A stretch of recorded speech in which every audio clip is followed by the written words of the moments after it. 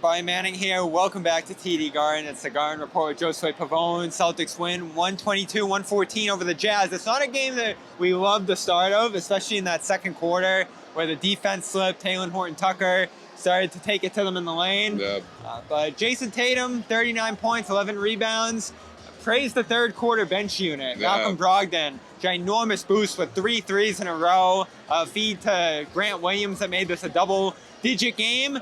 The Celtics largely controlled from that point on. I thought Brogdon, as good as Tatum was, really changed this game. The Garden Report is brought to you by FanDuel. Sign up at FanDuel.com/Boston and make every moment more on America's #1 sportsbook. I agree with that, especially what he did in the third quarter, which is what Jayson Tatum talked about. You know, Grant Williams also hit a couple of good shots, too, in that third quarter. And that was when Utah made it somewhat interesting, right? It was like a 6-point game, I believe. And this was right after Tatum took his rest for the fourth quarter. And that was a really important time because Utah could have easily, carved into that lead even more, but they didn't. And a lot of that was because of Malcolm Brogdon being aggressive.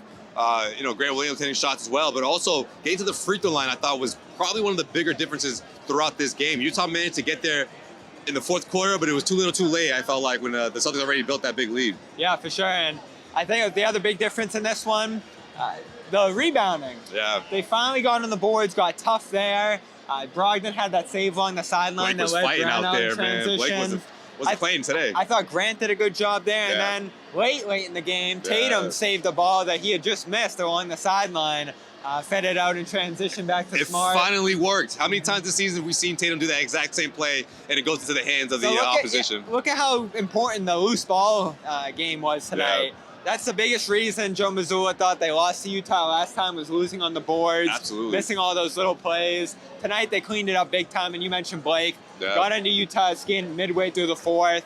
He picks up attack. Chris Dunn and him get wrapped up. Dunn gets ejected, and you had this huge mess on both ends with the officiating here. I think both sides left this one a little frustrated with the refs, but ultimately cost the Jazz a little bit more late. Yeah, no question. But you know what? The biggest reason why? Because Celtics remained poised. I felt like that's why they were able to carve this one out. They didn't lose focus. They didn't get into the scrappiness that Utah was trying to get into, the frustration rather that Utah was going through, because they had the lead, they had the game in control. They had a big lead at that point. And a lot of those effort plays, they were winning it by a mile.